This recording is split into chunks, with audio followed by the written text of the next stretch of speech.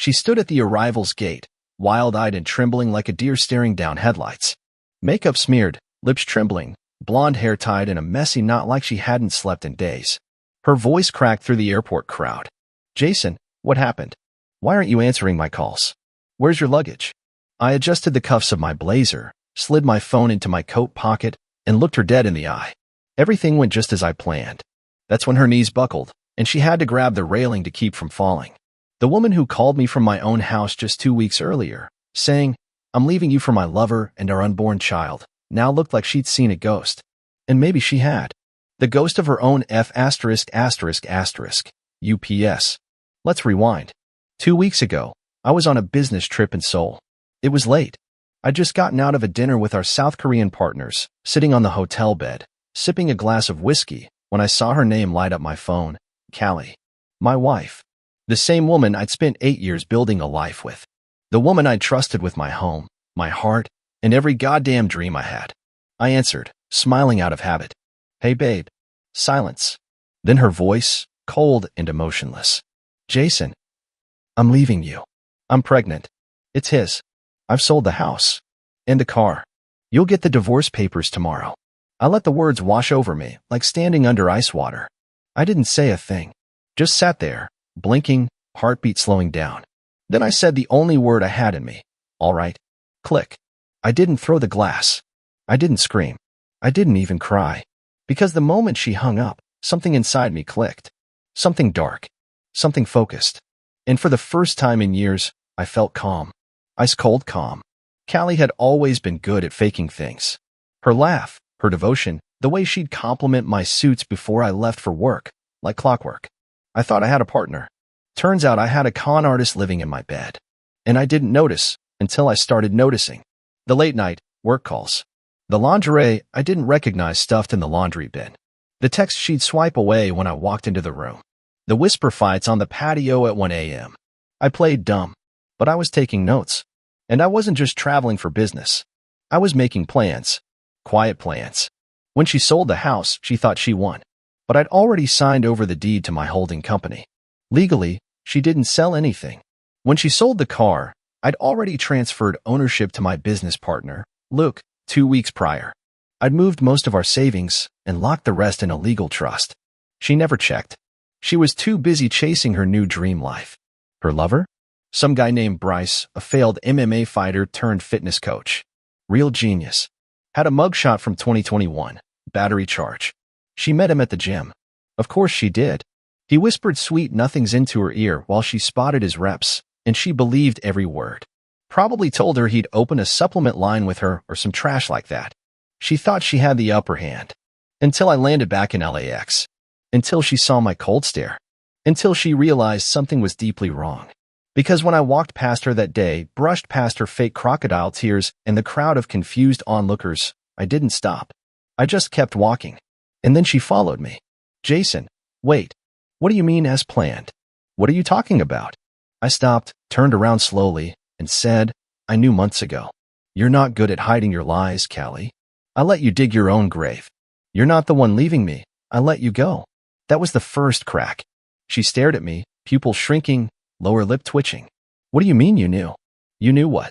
I smiled. "Everything. Bryce. The pregnancy. The fake real estate deal. The offshore transfer to that joke of a brokerage account." She gasped. Her entire face collapsed. "How did you?" I stepped closer. "Because I'm not the idiot you married. I just played one." She didn't even try to speak after that. Just stood there as I walked away again, my phone already buzzing with a call from Luke. "Yo, Jay. We good?" I smiled. "We're good. Phase 2 starts now." I got in the black SUV that Luke sent to pick me up and didn't look back. Through the tinted glass, I caught a glimpse of her pacing, hands flailing, hair coming undone, mouth moving but no words reaching me. She looked like a stranded actress left alone on stage after the audience had gone home. "Where to, boss?" the driver asked. "Downtown. Straight to the firm." As the city rolled by, I finally allowed myself to feel something. Not pain. Not sadness. Something colder. Satisfaction. The kind that comes when you realize you're not the fool in the story. You're the one writing it. I spent the next 2 hours in my lawyer's office, signing the final batch of papers that would strip her of everything she thought she stole. The house? Already locked under litigation. The sold car? Reported. Fraud case incoming. The joint accounts? Emptied, legally, before she ever touched them. The unborn child? If it even existed, I wanted a paternity test the moment it breathed air. She underestimated me. Most people do when you're the calm type, the one who says less and watches more. But Callie? She made a career out of underestimating me. She weaponized her beauty like a blade. I used to love how she walked into a room and made it hers. I didn't know back then she was scanning the room for targets. It all made sense now. The change in perfume. The long drives that didn't match up with the gym's location. That one night, I woke up to her not in bed at 3 a.m., just to find her sitting in the car, engine running, staring blankly at her phone like she was waiting for a message she couldn't afford to miss. That wasn't confusion. That was guilt. The mistake she made wasn't the betrayal, it was thinking I'd break. Thinking I'd beg. Thinking I'd cry and chase her like some sitcom husband she saw on TV. She didn't realize I'd spent the last 6 months building an exit. Quietly. Patiently. I moved back into my apartment that night, the same one I kept on the side, the one she didn't know about. The one with a view over the harbor and a wall of untouched bourbon that felt like it had been waiting for this moment. I poured a glass and opened my laptop. Callie had emailed me 5 times in the last hour. Subject: I'm sorry. Please talk to me. Subject: can we just meet and talk about this like adults? Subject: I was scared. I didn't know what to do. The woman who screamed, "I'm leaving you for my lover and our unborn child," had now changed her tune to, "I didn't mean it like that." Amazing how fast the game flips when you take away the pieces. I didn't reply. Instead, I watched the security footage. Yeah, I installed cameras in the house months ago. Quietly, one by one. She never noticed. She was too busy thinking about Bryce and whatever sleazy fantasies they whispered in gym locker rooms. In one of the clips, 2 days before her call, I saw them together in our kitchen, her perched on the counter in one of my shirts, legs wrapped around him like it was their home. He had tattoos crawling up his neck and a smugness that only came from thinking he'd won. He hadn't won. He walked into a trap so perfectly set, he didn't even know he was dinner. The next day, Bryce got a call from one of my PI friends. A fake business offer. Overseas deal. Big money. I wanted him distracted and out of the country. He took the bait. People like him always do. He left 3 days after her call, which meant when she showed up at the airport, panicked and alone, he wasn't even answering her texts anymore. He was probably already in Dubai, wondering why his big deal meeting never showed. He was ghosted. By me. Poetic justice. Later that night, around midnight, I heard the buzzer ring. I checked the camera. It was her. Hair soaked from the rain, clutching a purse, eyes red, voice barely audible through the speaker. "Jason, please. Just 5 minutes. Please." I didn't answer. She waited 20 minutes before slumping against the door, sobbing into her hands, mumbling something I couldn't make out. Maybe it was regret. Maybe it was just panic. Either way, I poured another drink and turned the volume down. You see, when someone shows you who they are, don't just believe them, record it. Build your case. Be silent, be still, and when the time comes, burn the whole damn stage down. And that was just the start. The next morning, I woke up to 17 missed calls from her. For voicemails. One of them was mostly her crying and whispering, "I'm so sorry," as if repeating it would undo everything. Another was her yelling at someone in the background. I'm guessing her sister or maybe even Bryce if he finally picked up. Her voice cracked when she screamed, "I don't know what he did, but he's not answering me. He's gone." Good. Let her feel the silence I lived with for months, watching her drift further away while lying through those glossy lips. I played her voicemails on loop while getting dressed for the meeting with the legal team handling the fraud case. The sound of her unraveling was music to my ears. As I buttoned my shirt, another call buzzed in. Unknown number. I ignored it. 10 seconds later, another voicemail dropped. Curious, I played it. "Jason, it's me. Please, just let me talk. You don't understand. It wasn't supposed to happen like this. Bryce, he left. He said he can't deal with the drama. He took my card. I don't have anything left. Please, just meet me." Now she wanted a meeting. Now, after she gutted my life from thousands of miles away over a phone call, now she wanted to talk. I didn't respond. Instead, I drove to my office, met with my legal team, and handed them the file I'd been building for months. Screenshots. Phone records. Financial trails. Her name tied to every stupid move she thought was genius. I wanted her to feel trapped, cornered in the mess she made, with no more lies to crawl under. Afterward, I took a walk around the block, thinking I'd feel lighter. I didn't. Truth is, even when you win, when you outsmart them, crush them with their own betrayal, it doesn't feel like a victory. It feels like confirmation that the person you loved, built a life with, was just a mask. And now you get to meet the face beneath it. That night, she showed up again. This time not crying. This time angry. Jason, open the damn door. You think you're some kind of genius? You think you can just leave me like this? I gave you years. I gave you everything. I watched through the peephole as she slammed her fist against the door, rage replacing the fake tears. There she was, the real her. Not the sweet, smiling wife. The monster under the makeup. That's who she really was. A liar. A manipulator. A woman who only felt something when it was slipping out of her grip. I'll tell everyone you abused me, she screamed. I'll ruin you. I opened the door. Just a crack. Enough for her to see the smile on my face. Already sent out the documents. Security footage. Emails. Bank statements. If you want to go public, I'll make you famous. Her face dropped. I watched the fury drain from her eyes, replaced by something even better. Fear. She didn't speak. Just turned. Walked away slowly like her legs were made of lead. That was the last time she came to my door. The next day, I got an email from her lawyer asking to settle amicably. No apologies. No admissions. Just the legal version of waving a white flag. They offered to walk away from everything. No house. No car. No support. Nothing. I forwarded the email to my lawyer with 2 words: finish her. This wasn't about revenge anymore. It was about justice. About standing up from the wreckage she tried to leave me in and saying, not this time. But that night, as I sat on the balcony sipping from the same bottle I opened when I got back, I let myself feel it all again. The love I used to feel for her. The weekends spent watching movies in bed. The quiet breakfasts. The holidays we spent with her family. All fake. All gone. How do you mourn someone who's still alive? How do you bury a love that died while the body kept walking around, smiling at you, lying to your face? I didn't have the answer. But I knew one thing. I'd never love like that again. A week passed. She stopped calling.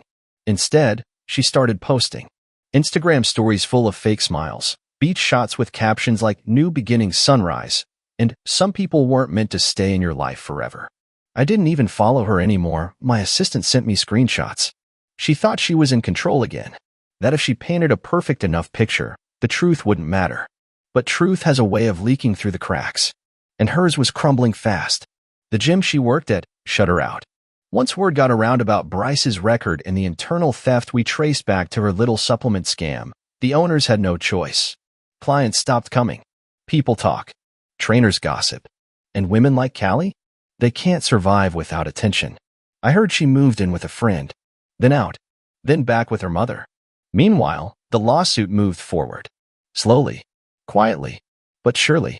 One night, around 2 a.m., I got a call from an old number. Derek, her brother.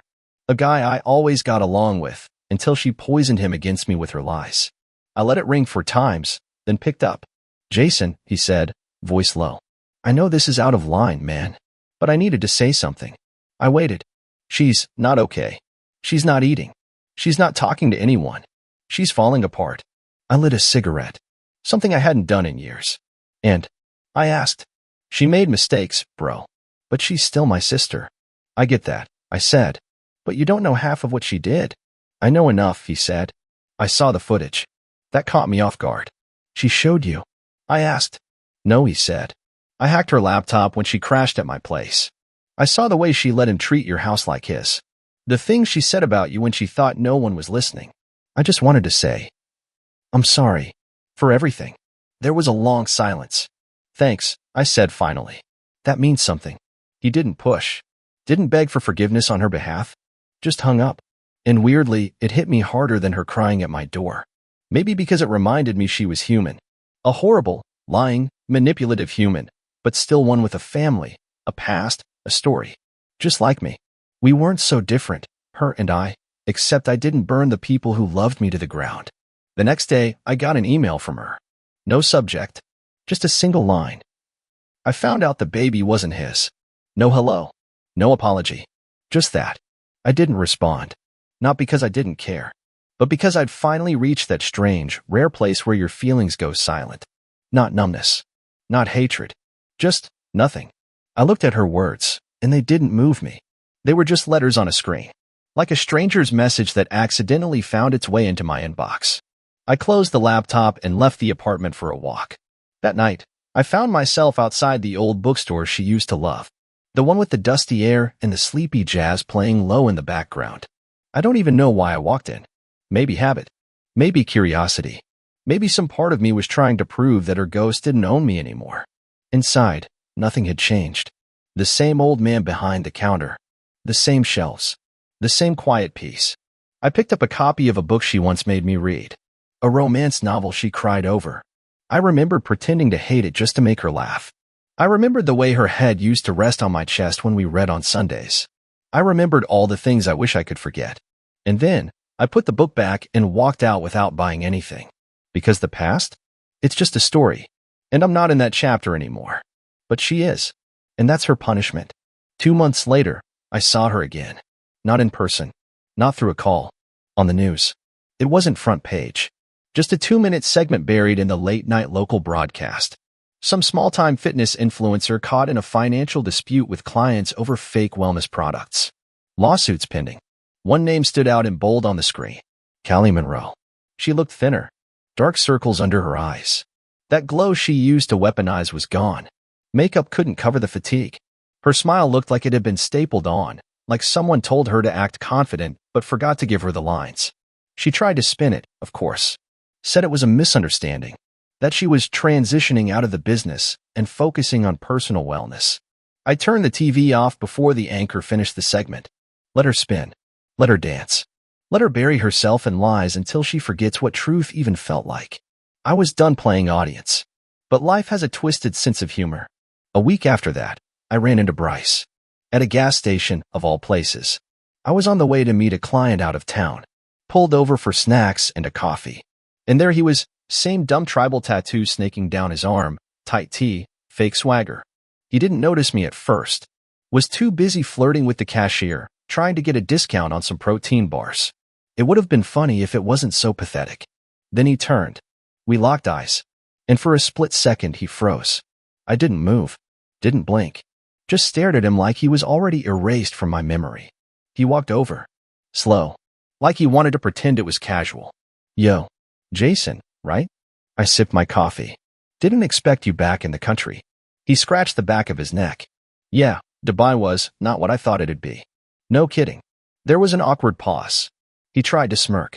Guess things didn't work out with Callie the way either of us expected. I said nothing. She told me it was over between you two before anything happened, he added quickly. Just so you know. I raised an eyebrow. Right. Because you were really the honorable type. He chuckled like we were old buddies catching up. Look, man, it was just bad timing. She said a lot of things. I didn't know she was playing both of us. I finished my coffee, tossed the cup in the bin, and stepped closer. She played you because you were easy, and dumb, and cheap. You were a rebound fantasy she thought she could build a new life with. And you swallowed it because you thought having her meant you won something. He tried to laugh it off. Whatever, man. It's in the past. No, I said. You're still living in it. I moved on. You? You're still chasing discounts and validation. I turned around and walked away without looking back. And it felt good. Not angry good. Not revenge good. Just done. That night, I got home, poured myself a glass of whiskey, and stared out the window of my new place. Downtown loft. Clean lines. Big windows. No traces of her. My life didn't end when she left. It started. All those years I spent trying to be enough for someone who was never satisfied gone. I was building again. A business, a new circle of people, a piece I'd forgotten existed. And for the first time in years, I didn't feel like a man trying to prove something. I just felt like myself. A few days later, I got an invitation in the mail. Thick envelope, hand-addressed, perfumed. I didn't need to open it to know who it was from. Callie. Inside was a card that looked like it came from one of those overpriced boutique stores she used to drag me into. Cream-colored, gold foil, and a script font that screamed, "Look how refined I am. Let's meet. Just talk. No lawyers. No anger. Just us. One last time. No return address. Just a time, a date, and a place, our old coffee shop. The one where we met 10 years ago when she spilled an iced latte on my laptop and laughed like it was the funniest thing in the world. Back when her eyes still had warmth in them. Back when I still believed in people like her. I shouldn't have gone. But I did. Not because I missed her. Not because I wanted closure. I don't believe in that word anymore. I went because I wanted to look her in the eye and see for myself what she'd become. She was already there when I walked in. Hair pinned up. That expensive trench coat I bought her last Christmas. Red lipstick she wore when she wanted something. She looked up from her cappuccino and smiled like nothing had happened. "Jason," she said, standing up as if we were old friends. I sat down. Said nothing. She took a slow sip and sighed like this was all very difficult for her. "I'm glad you came. Get to the point," I said. Her smile faded just a little. "You don't have to be cruel." "No, I don't. But I'm not here for kindness." She leaned forward. "I've made mistakes. I know that. I got caught up in things, in someone who promised me something better. And I was stupid. And selfish." I stared at her. She continued, voice low. "I thought you didn't love me anymore. You were so distant. Always working. Always somewhere else." I almost laughed. "So you fixed it by climbing on top of a gym rat in my kitchen?" Her eyes flickered. "It wasn't like that." "No," I said, "because I've got video footage that says it was exactly like that." Silence. She blinked fast. Looked away. "I didn't come here to fight." "Then what did you come for?" She hesitated. Bit her lip. Then, just like always, her tone changed.